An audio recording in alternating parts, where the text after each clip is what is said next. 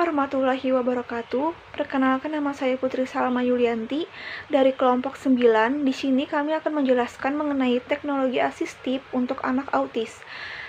Pertama-tama saya akan menjelaskan mengenai pengertian autis.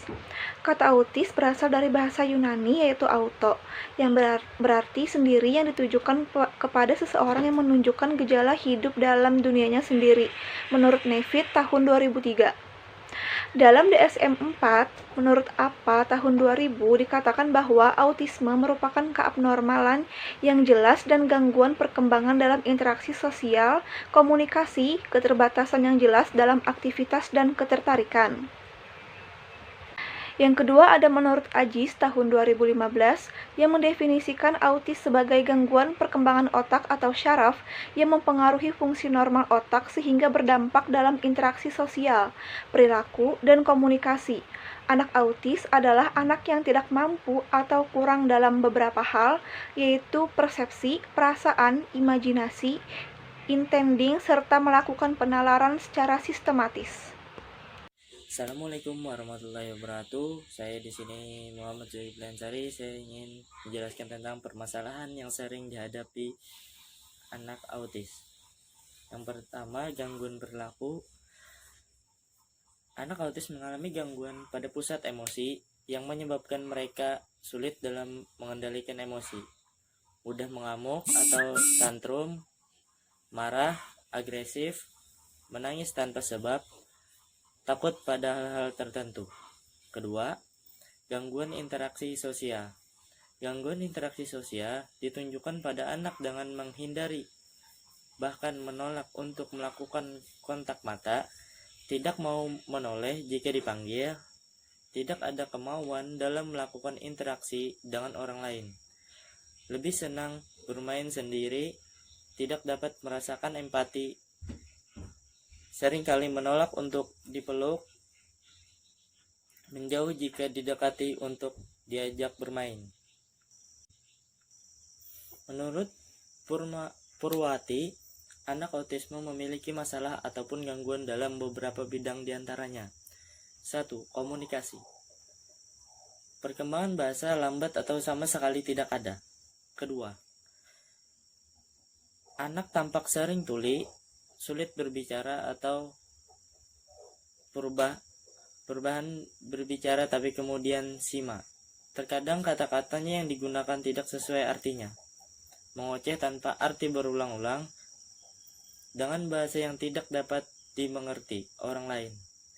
Bicara tidak dipakai untuk alat komunikasi, senang meniru atau membeo. Bila senang, meniru atau hafalan benar kata-katanya atau menyanyikan tersebut tanpa mengerti artinya. Sebagian anak tidak berbicara atau nonverbal, atau sedikit berbicara sampai usia dewasa. Senang menarik-narik tangan orang lain untuk melakukan apa yang ia inginkan. Misalnya, ia menginginkan atau meminta sesuatu. Sekian dari saya. Di sini saya akan melanjutkan masalah anak autis dalam beberapa bidang, yaitu yang kedua, interaksi sosial, lebih suka menyendiri, sedikit atau bahkan tidak adanya kontak mata, tidak tertarik untuk bermain bersama teman, apabila diajak bermain, ia tidak mau dan menjauh. Selanjutnya yang ketiga, gangguan sensoris, sangat sensitif terhadap sentuhan. Yang kedua, apabila mendengar suara yang keras langsung menutup telinga. Ketiga, senang mencium-cium, menjilat mainan atau benda-benda yang lain. Dan yang keempat yaitu tidak sensitif terhadap rasa sakit dan rasa takut. Dan yang keempat yaitu pola bermain, tidak bermain seperti anak-anak pada umumnya, tidak suka bermain dengan anak-anak sebayanya, tidak kreatif dan imajinatif, tidak bermain sesuai fungsi mainannya, misalnya sepeda dibalik lalu rodanya diputar-putar. Senang akan benda-benda yang berputar seperti kipas angin roda sepeda. Dan yang terakhir, dapat sangat lekat dengan benda-benda tertentu yang dipegang terus dan dibawa kemana-mana. Assalamualaikum warahmatullahi wabarakatuh. Perkenalkan, nama saya Tri Nur Sapitri Di sini saya akan menjelaskan materi selanjutnya, yaitu yang kelima, perilaku. Dapat berperilaku berlebihan atau hiperaktif atau kekurangan hipoaktif. Memperlihatkan perilaku stimulasi diri seperti bergoyang-goyang, mengepakkan tangan seperti burung, berputar-putar, mendekatkan mata ke TV, lari atau berjalan bolak-balik, dan melakukan gerakan berulang-ulang. Tidak suka pada perubahan, terkadang duduk dengan tatapan kosong. Yang keenam, emosi, sering marah-marah, tertawa dan menangis tanpa alasan yang jelas.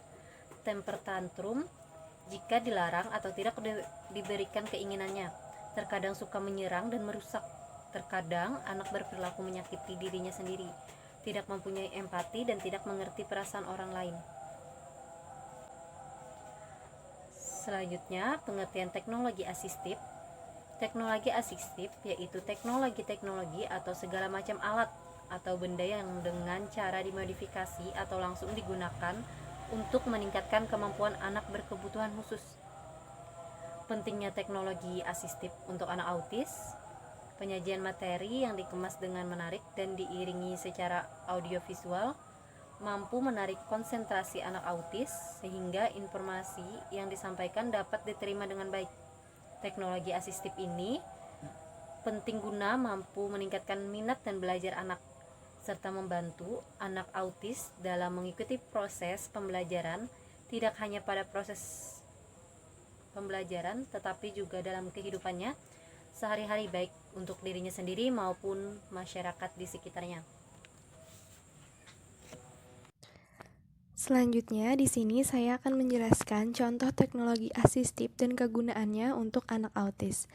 Penggunaan aplikasi pada iPad atau komputer tablet dianggap efektif untuk membantu anak dengan kebutuhan khusus yang mempunyai keterbatasan verbal maupun nonverbal, termasuk anak autis, sebagai media alternatif, terutama menggunakan gambar atau foto yang dilengkapi dengan teks atau suara. Selain itu, aplikasi ini dapat difungsikan sebagai permainan edukatif yang dapat menstimulasi aktivitas sehari-hari seperti membuat jadwal visual.